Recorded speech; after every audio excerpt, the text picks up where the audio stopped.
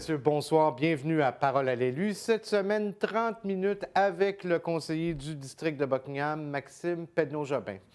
Monsieur Pedneau-Jobin, évidemment, on a voulu faire 30 minutes parce qu'hier, Action Gatineau, le parti dont vous êtes le chef, a présenté un projet d'envergure, si on veut, votre premier engagement comme tel en tant que parti. Vous voulez revoir le projet Destination Gatineau qui était si cher aux yeux de M. Bureau, qui faisait partie de ses engagements. Vous l'avez rebaptisé Destination Tout Gatineau. Pouvez-vous nous parler un petit peu là, des différences entre les deux projets? Bien, d'abord, la Destination Gatineau de M. Bureau, c'est 134 millions qui sont dépensés en totalité entre la rue Montcalm et la rue Jacques-Cartier, la rivière Gatineau, pardon. Ouais. Donc, le projet Jacques-Cartier. C'est majeur, là. 134 millions, ce n'est pas des petits sous. Évidemment, ça ne sort pas toutes des poches de Gatineau. Là, on va avoir un partenariat on aurait un partenariat avec la CCN. C'est aussi essentiellement un projet qui dit on fait une grande promenade des civilisations, puis on met en valeur les civilisations du monde à cet endroit-là. L'idée, c'est que c'est la porte d'entrée à Gatineau. Nous, on a beaucoup de... C'est-à-dire qu'on pense que le projet est intéressant, là, c'est ambitieux, puis il faut faire quelque chose d'important là, mais il y a des problèmes majeurs. Par exemple, ne serait-ce que le fait que ça fait 30 ans qu'on dit qu'il faut faire entrer les touristes, parce que les touristes traversent. C'est pas vrai qu'ils ne traversent pas. Ils viennent au Musée des civilisations, mais ils restent sur la berge. Ce que le projet de M. Bureau propose, c'est d'aménager la berge. Donc, tant qu'à moi, ils vont être tellement confortables là qu'ils ne rentreront pas dans la ville. Alors que c'est ça qu'on veut faire. J'ai aussi un malaise assez important à avoir un investissement aussi massif qui ne s'inscrit pas dans un plan de développement de Gatineau dans son ensemble. Ça fait une des critiques qu'on fait, puis une des propositions qu'on fait, parce qu'on ne voulait pas juste chialer, c'est de dire, on va prendre une partie de la somme, on va faire une porte d'entrée, donc une place, on va investir autour, on garde une portion de Destination Gatineau, du projet actuel, qui est à peu près à 35-40 millions. Donc, ce que M. Bureau, la vision de M. Bureau, beaucoup diminué. Là, on parle de 100 millions de moins pour la portion. Oui, pour la portion centre-ville. Mais 40 millions, là, c'est pas, on n'est pas en train de dépenser des pinottes. Là. On est capable de faire une différence importante. Ce n'est pas une porte d'entrée négligeable. Là. En tout cas, du point de vue du contribuable, c'est beaucoup d'argent. Oui. Et ce qu'on dit, c'est qu'on prend un autre, disons que c'est 35, on met un autre 35. Ça donne à peu près à 70 millions. Mais l'autre 35, on finit des projets qu'on a commencés ailleurs à Gatineau. On se donne une signature commune, la Destination Tout Gatineau, là, je ne sais pas quel nom on va garder, là, mais Destination Tout Gatineau. Là, on investit, par exemple, au Parc des Cèdres. Ça fait 6-7 ans qu'on attend de financer ce projet-là. Les études sont faites. On aurait une belle destination. Ça fait que le patrimoine d'Elmer, la marina, la rivière, le parc, même les gens de Buckingham là, pour aller passer la journée là-bas. On aurait quelque chose, une offre intéressante. Puis là, bien, dans le vidéo où on présente notre position, on fait le portrait d'un certain nombre d'autres endroits. Si je veux aller complètement à l'est, dans le secteur ici, on rêve de faire une promenade entre les deux barrages, entre Buckingham et Masson, depuis des années. On a le parc nautique qu'on arrive à peine à financer. Avec 1 million et demi, là, on ferait des petits miracles ici au cœur du quartier, au cœur de l'Est. Même chose sur la Rivière-Blanche, même chose au lac Beauchamp. Pour moi, si on prend un certain nombre de destinations comme ça, là, vraiment, là, quand le touriste arrive, il arrive dans quelque chose de beau, on a amélioré notre offre à Hall, mais là, on l'oriente pour qu'il rentre dans la ville, puis qu'il vienne dépenser de l'argent ailleurs, puis qu'il voit des choses extraordinaires comme la rivière du Lièvre, là, 17 km de rivière, où Joe Montferrand naviguait. On est capable de vendre ça, c'est beau ça. Et comment justement, là, on donnerait le goût aux touristes de se retrouver du côté du Musée des civilisations et de prendre sa voiture là, et d'aller visiter les autres? Ça peut être une voiture, ça peut être une navette, ça peut être un système d'autobus. Quand on dépense des millions comme ça, moi je pense qu'on est capable de faire des partenariats avec les STO pour voir comment on peut arrimer tourisme et services de transport en commun. Et moi, je pense qu'ils vont avoir le goût. Je reviens à l'exemple du Parc des Cèdres. C'est une destination, on a le goût d'aller voir ça. La Rivière-Blanche, ce qu'on est en train de faire, là, ce que le conseiller Boucher est en train de faire, c'est 3 ponts rouges qui mènent à un parc écologique dans lequel il y a une école de rang puis une érablière avec une cabane à sucre. Moi, je suis sûr que les Japonais vont avoir le goût d'aller voir ça. Et vous C'est vraiment des destinations qui offrent quelque chose d'unique, qui n'existe pas ailleurs dans la région. Là. Il me semble qu'on est capable de faire quelque chose de bien. Mais vous insistez aussi pour que ces nouveaux centres d'intérêt-là intéressent justement les gens de Gatineau, que nous, comme Exactement. Gatineau, on puisse aller visiter. Exactement. Puis ça, c'est un autre faiblesse. C'est un choix que M. Bureau fait. Moi, je pense que ce n'est pas le bon, là, mais c'est que la totalité de son projet est orientée vers les touristes.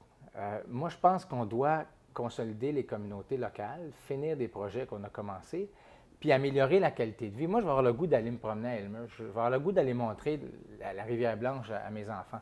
Le lac Beauchamp, on a des problèmes d'utilisation de la plage à cause des oiseaux. On peut-tu prendre de l'argent pour aménager? Tu sais, finir ça. Il n'y a pas besoin des villes qui ont des lacs au cœur de la ville.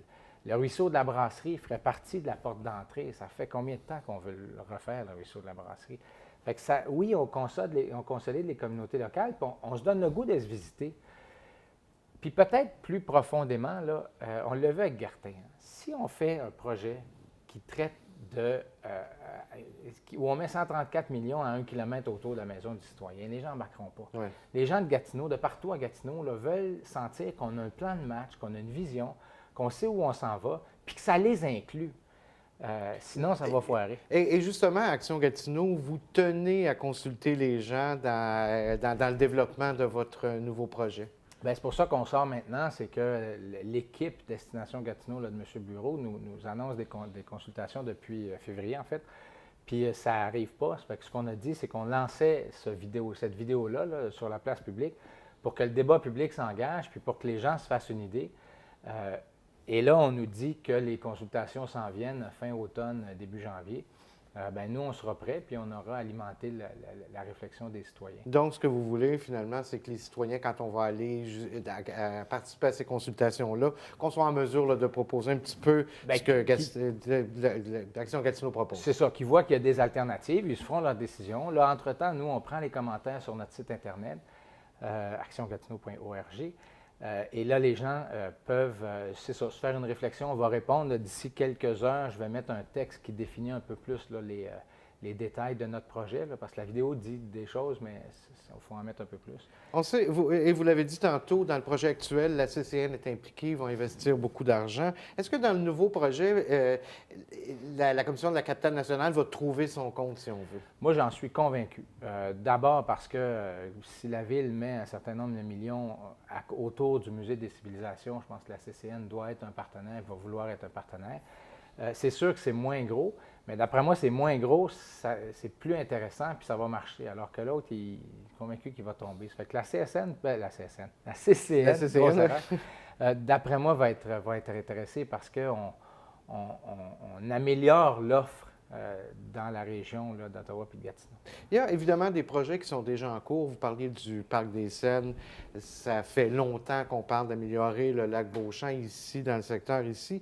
Si on ne réussit pas à tout arrimer ça ensemble dans le nouveau projet, est-ce que vous pensez qu'éventuellement, ces projets-là vont quand même se concrétiser? Bien, oui, mais ils vont faire comme on fait présentement, c'est-à-dire qu'ils prennent la poussière sur des tablettes, alors que dans certains cas, comme à Elmer, une grande partie des études sont faites.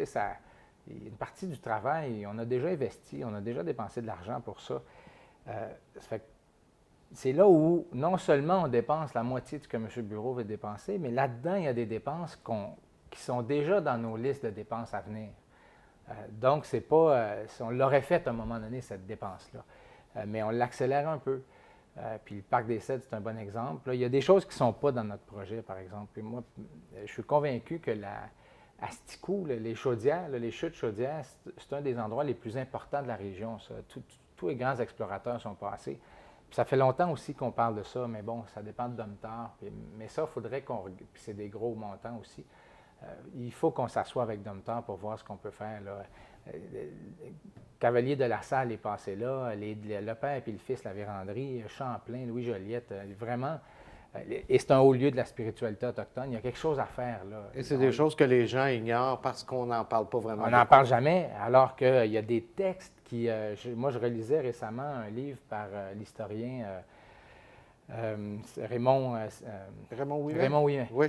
sur l'histoire de la ville de Hull. Puis lui, il y a des textes anciens où c'est des récollets, là, des prêtres qui allaient évangéliser les Autochtones, qui décrivent que plusieurs kilomètres avant d'arriver aux Chaudières, on les entendait. On a un matériel extraordinaire pour mettre ce secteur-là en valeur. Puis moi, je pense que le Parc des Cèdres, on a une partie de ça. Dans Lièvre, c'est extraordinaire ce qu'on a comme histoire. Et encore une fois, ce n'est pas énormément d'argent. Donc, quand on parle de 134 millions, là, même en le coupant en deux, puis en prenant juste la moitié de ce qui nous reste pour mettre à l'extérieur de Hull, on fait déjà des choses extraordinaires. Le centre nautique ici, on sait que vous en aviez parlé beaucoup lors de votre campagne électorale. Vous teniez à ce que la rivière du Lièvre soit de plus en plus accessible. Première année d'opération du centre nautique cette année. Et évidemment, on n'a pas eu les sous pour bâtir le pavillon. Donc, ça roule, mais ça roule moins qu'on voudrait probablement. Oui, on a eu des statistiques récentes. En fait, je ne dévoilerai pas parce que ça sera l'organisme à dévoiler, mais disons que l'été a été intéressant du point de vue de la participation puis des locations. Mais dans le cas de Destination Tout-Gatineau, c'est un bel exemple. On parle en centaines de milliers de dollars, on ne parle pas en millions là, pour avoir un centre nautique qui donne accès à 17 km de rivière. Il y a le terrain à aménager, il y a un enjeu de contamination, là. On est en train d'évaluer ça, là, parce que si on construit, il faut être sûr que le terrain est correct. Tout ça, ça va coûter de l'argent. Pourquoi on ne profite pas de Destination Tout-Gatineau pour faire des projets comme ça? La conférence régionale des élus, Tourisme Outaouais, la ville de Gatineau, tout le monde veut mettre en valeur les lièvres, les rivières. Oui.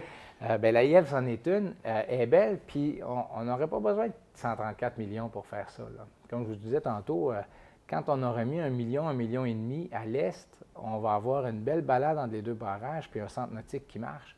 Ça, c'est un gain énorme, et pour la communauté et pour le tourisme. Avec une navette qui va emmener les gens du secteur Hull vers Buckingham. Voir le rapibus. Et oui, le rapibus qui va se rendre à Buckingham. Évidemment, on va inviter les citoyens qui voudraient en savoir plus à aller visiter, à voir là, la vidéo que vous avez produite. À quelle adresse on peut la voir? actiongatineau.org. Monsieur Pedneau-Jobin, si vous permettez, on va prendre une pause. Au retour, on va parler d'enjeux qui sont un petit peu plus locaux dans notre secteur ici à Buckingham.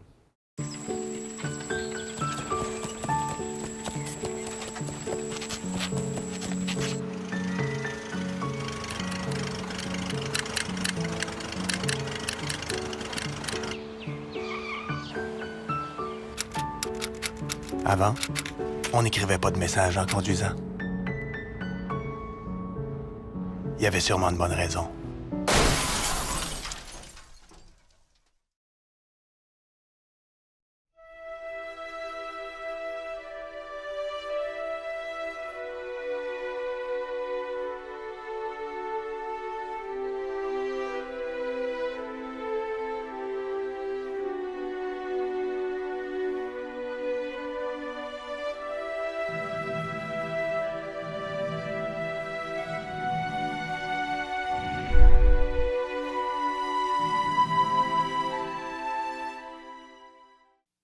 On est de retour à Parole à l'élu. Comme on le disait tantôt, on va parler d'enjeux un petit peu plus locaux, un petit peu plus buckinois, si on veut, est de la ville de Gatineau.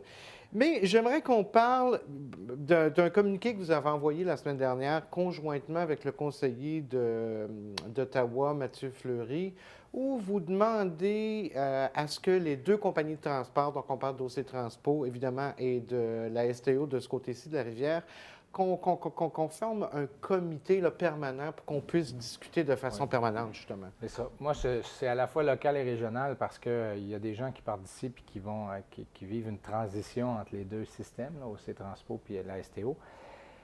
On a voulu faire ça ensemble parce que, d'abord, c'est un message. C'est assez rare que des conseillers d'Ottawa et de Gatineau qui font quoi que ce soit ensemble. On ne se visite pas bien non plus. Donc, on trouvait ça intéressant. Et ce qu'on veut, là, c'est une instance permanente de consultation, puis en fait de concertation.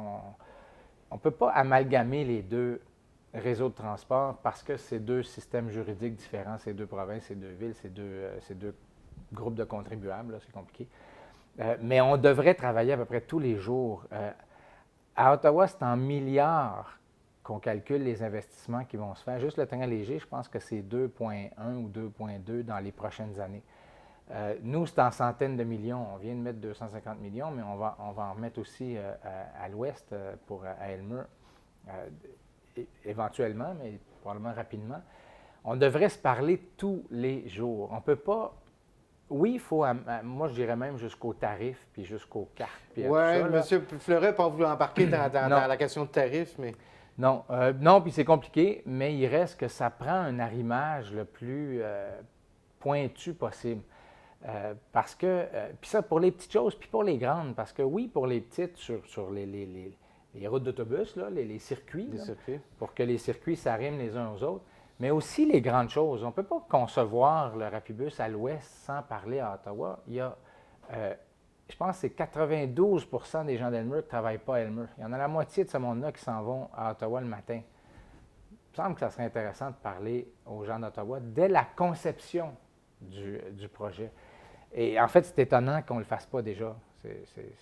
Mais la réaction de M. Martin, qui est le président de la STO, laisse supposer que ce n'est pas demain la veille qu'on va voir cette coopération-là arriver. Non, pour lui, il ne semble pas y avoir de problème, alors que pour moi, il y en a. On a juste à regarder les articles qui ont été publiés dans le droit sur les difficultés de l'autobus des deux côtés de la rivière. Il y a de la place en masse pour l'amélioration. Dans le cas des grands projets, pour moi, c'est à l'évidence. On l'a vu, c'est à carte à puce. On prend une technologie, Ottawa en prend une qui n'est pas tout à fait pareille, il faut qu'il recommence. Pas de bon sens. On aurait dû se parler il y a longtemps de ces cartes à puce-là pour prendre la même technologie. Donc, en tout cas, pour moi, M. Martin se trompe. Là, il faut qu'on fasse une instance permanente. On ne peut pas laisser ça à la bonne volonté des gens. C'est pas parce qu'il y en a qui s'aiment un peu plus, qui vont communiquer un peu plus. Il faut que ça soit systématique. La semaine dernière, la firme Léger Marketing, je pense, qui a publié un sondage à la demande de la Ville de Gatineau sur la satisfaction des gens, des Gatinois, finalement, par rapport à leur administration municipale. Des résultats qui sont, somme toute, satisfaisants, mais qui parlent beaucoup à l'Est, on se distingue du reste de la ville. Oui, c'est-à-dire qu'on est, globalement, on se ressemble, mais il y a des points où vraiment on ressort du lot complètement. Puis là, vous me permettrez de fouiller dans mes papiers. Puis il y a des choses qu'on apprend. Moi, j'aime beaucoup les chiffres. Puis sur la première année, c'était pas tellement intéressant parce que c'est un portrait sur un... Là, on est rendu à 3 ans. Fait qu'on voit un peu comment ça évolue. Par exemple, il y a des détails, là, les gens qui sont natifs ou non natifs du secteur. Bon, bien, il y a les 2 tiers des gens de Gatineau, 63 des gens de Gatineau qui ne sont pas nés à Gatineau. Bien, à Buckingham, c'est l'inverse. On est à 52 qui sont nés ici. Puis à Masson-Angers, on est à 65 qui sont nés ici. Fait que c'est extrêmement intéressant de voir. Puis à Hull, on baisse à 26.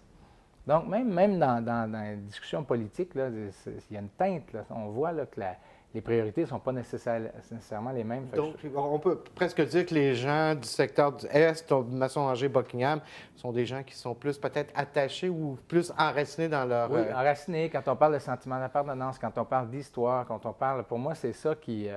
parce que même à Elmer, qui reçoit la plus grande portion des nouveaux, sont un petit peu plus forts qu'à Hull, sont à 30 puis ils sont plus militants pour l'histoire, plus pour le patrimoine. Fait que moi, je trouve que c'est des données qui sont intéressantes. Là. Par exemple, les gens qui sont propriétaires depuis plus longtemps, ici, on en a beaucoup. Dans les données de satisfaction, bon, en gros, on est aussi satisfait que les autres Gatinois des services municipaux. Le service 311, on a beaucoup. Puis moi, j'ai travaillé là-dessus. Là, on est passé de 74 des gens à 82 des gens qui privilégient ça comme moyen de contacter la ville. À Masson-Angers, on est rendu à 90 c'est vraiment l'outil par excellence. Donc, c'est presque un réflexe. Les gens qui ont un problème, qui ont des questions au niveau du déneigement, au niveau du ramassage des ordures, 311. Oui. Mais est-ce que les gens de Buckingham sont satisfaits du 311 quand on l'utilise? Bien, c'est ça le problème. Puis c'est un gros problème parce qu'on a augmenté beaucoup l'utilisation, mais on est... et de loin les plus insatisfaits du service 3. Puis ça, pour moi, ça a été une découverte. L'année passée, on était un peu plus insatisfaits que les autres. On était à 8 Elmer était à 7 globalement, à la ville, on était l'année dernière à 9 donc c'était pas... l'année dernière, c'était à 3 Là, on est quand même monté un à écart. 16 à Buckingham, de 8 à 16. C'est des statistiques, il faut toujours faire attention. La marge d'erreur, c'est 8. Mais ça veut dire qu'on est à l'extrême de la marge d'erreur. Il faudrait que le sondage se soit trompé complètement pour qu'il y ait tort. Ça fait qu'on on peut penser qu'il y a eu une augmentation importante du nombre de personnes insatisfaites. Et c'est drôle parce qu'à Buckingham, c'est important, puis à Masson-Angers, qui utilise encore plus que nous, il y a une décroissance. Les gens sont plus satisfaits. Il y a moins d'insatisfaits. Donc ça, moi, ça me préoccupe. Moi, je vais faire des coups de téléphone. J'ai demandé à la direction du centre de service d'essayer de comprendre ça. Y a-t-il eu un sujet? Y a-t-il eu... Est-ce qu'on peut peut-être s'imaginer que les fonctionnaires du 3-1, qui travaillent au 3-1 sont moins au fait de ce qui peut se passer aux extrémités de la ville? Est-ce que ça peut être une ça pourrait être ça, explication? mais il faudrait que ce soit la même chose à Masson-Angers. Puis là, c'est pas la même chose à Masson-Angers. Ça fait qu'il y a-t-il quelque chose à Buckingham qui s'est passé? Je ne le sais pas. Est-ce que c'est associé à la langue? Je sais que l'année dernière, il n'y avait pas de plainte par rapport à l'utilisation de l'anglais au 3-1. Les anglophones étaient satisfaits. Est-ce que cette année, ça a changé? Je ne sais pas. Mais pour moi, il y a une grosse préoccupation là, parce que c'est souvent ça le contact qu'on a avec notre ville. C'est le 3-1. On sait que les citoyens sont de plus en plus conscients de la vitesse des véhicules. On a réduit la limite de vitesse dans les quartiers à 40 km/h. Il y a des dos d'âne qui sont installés un petit peu partout. Et sur l'avenue Buckingham, on voit de plus en plus d'avancées de trottoirs, là, ces espèces de dénivellations-là qui ralentissent la circulation. Par contre, ça ne fait pas que des heureux. Entre autres, je pense sur l'avenue Buckingham, au coin, je pense, de John F. Kennedy. Ouais. Il y a une nouvelle qui est en train de se faire installer là et qui ne fait pas le bonheur de plusieurs personnes.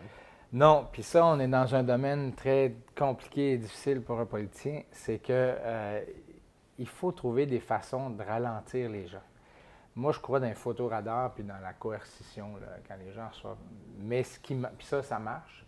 Mais ce qui marche aussi, c'est la configuration de la rue. Par exemple, plus il y a des grands arbres, même si la rue est large, plus il y a des grands arbres qui donnent l'impression que la rue est refermée un peu, plus les gens vont lentement. Bien, les avancées de trottoir font cet effet-là aussi, parce qu'on ne peut pas attendre que l'arbre ait poussé. Donc, les avancées de trottoir, les gens n'aiment pas ça parce qu'ils ont l'impression que c'est dangereux, qu'ils vont les frapper, mais ça fait qu'ils ralentissent. Et dans ceux-là qui sont dans une courbe, c'est sûr que c'est un peu préoccupant. Là, présentement, ça a l'air plus dangereux que c'est parce qu'on n'a pas mis la signalisation. On va mettre des bollards, là, des espèces de tiges avec un mini drapeau là, qui annonce ça. Et si les gens respectent la vitesse, c'est sécuritaire. Ça, c'est l'avis de nos services. Dans tous ces cas-là, on le teste, on voit comment ça se passe. Mais moi, ayant reçu un certain nombre de plaintes, je me suis renseigné, puis ils sont catégoriques, là. Les gens se plaignent, ils ne sont pas contents, puis ça finit par marcher, comme ailleurs sur la rue principale. Et vous venez de le dire, quand on respecte la vitesse, à ce moment-là, c'est plus dangereux peut-être si on roule à 70 alors que la limite permise est 50 km/h. C'est ça. Puis on sait que dans cette courbe-là, à une certaine époque, il y avait eu beaucoup d'accidents. Oui, tout à fait. Bien là, il va en avoir moins. Si on restait dans les rues, parce qu'actuellement, au mois d'octobre, on est en plein mois du piéton, si on veut, et la Ville de Gatineau qui veut que ses automobilistes et ses piétons partagent la route. Je pense que le slogan, c'est « marcher et rouler sans se frapper ». Évidemment, pour les piétons, traverser une rue, c'est pas nécessairement toujours facile. Il y a des passages cloutés qui sont de moins en moins... Ouais, en fait, qui ne sont pas vraiment beaucoup respectés, si on veut. Non, moi, j'ai plusieurs plaintes. J'en ai parlé dans mon bulletin de quartier. J'essaie d'en parler le plus régulièrement possible parce qu'il faut qu'on change notre attitude. Les passages cloutés, là, c'est les lignes jaunes là, où les gens ont le droit de traverser. En face des écoles, c'est pas respecté. En face de la pharmacie, c'est la rue principale, c'est pas respecté. Puis ça, c'est souvent des personnes âgées qui attendent, puis qui attendent, puis qui attendent avant que quelqu'un arrête, alors que c'est comme un stop. Un passage clouté. Quand les gens voient quelqu'un qui veut passer, là, c'est l'équivalent d'un arrêt. Et moi, j'encourage les gens à le respecter. Les policiers donnent des contraventions. On fait de la sensibilisation, mais c'est vraiment dans la tête que ça se passe. Il faut qu'on arrête de penser que l'auto est reine partout, tout le temps. Il y a des piétons, Il y a des vélos, puis il faut, comme on dit, partager la route. De toute façon, l'amende est assez salée. On parle de 100 quand on n'arrête pas pour laisser passer un piéton. Donc, Oui, oui. c'est bien, et c'est plus que l'argent, hein. Je pense qu'on doit penser là, à la vie des personnes qui...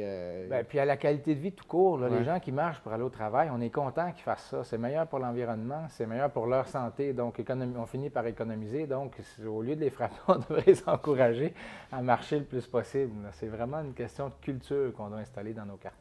Le centre de service qui s'est transformé depuis la semaine dernière, vous avez prêté, en fait, c'est pas transformé, mais vous avez prêté un local au boulevard de la Vallée pour continuer une partie de leurs opérations là, suite à une inondation des dégâts d'eau qu'il y a eu dans leurs locaux.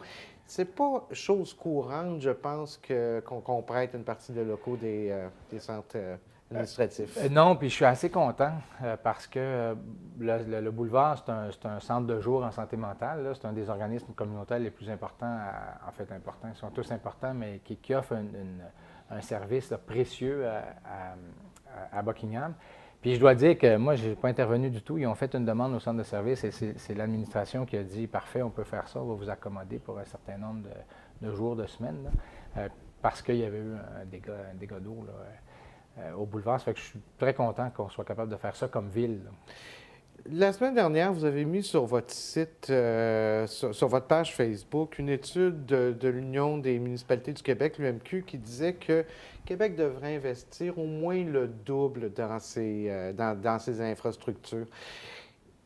Ici, à Gatineau aussi, on a évidemment beaucoup d'argent dépensé. Oui, nous, on l'a chiffré. On est une des villes qui l'a chiffré le plus précisément. On met à peu près 100 millions par année. On devrait en mettre 140. Ça, c'est pour ne pas reculer. Oui. Ça, c'est pour faire un certain rattrapage, puis corriger ce qu'on voit. Là, on le voit partout. Là. Il y a des reportages sur des rues qui s'effondrent, puis des viaducs, puis tout ça, il y en a.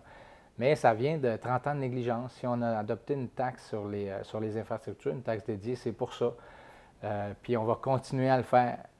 Parce qu'on a un problème majeur d'infrastructure. Puis Québec, on a besoin de son aide. Monsieur Pedneau-Jobin, conseil municipal, en fait, pas ce soir, la semaine prochaine, je pense. On va vous souhaiter une bonne fin de journée. Alors, c'est ce qui complète notre émission pour aujourd'hui. Merci d'avoir été des nôtres. On se revoit la semaine prochaine. Merci. Bonne fin de soirée sur nos ondes.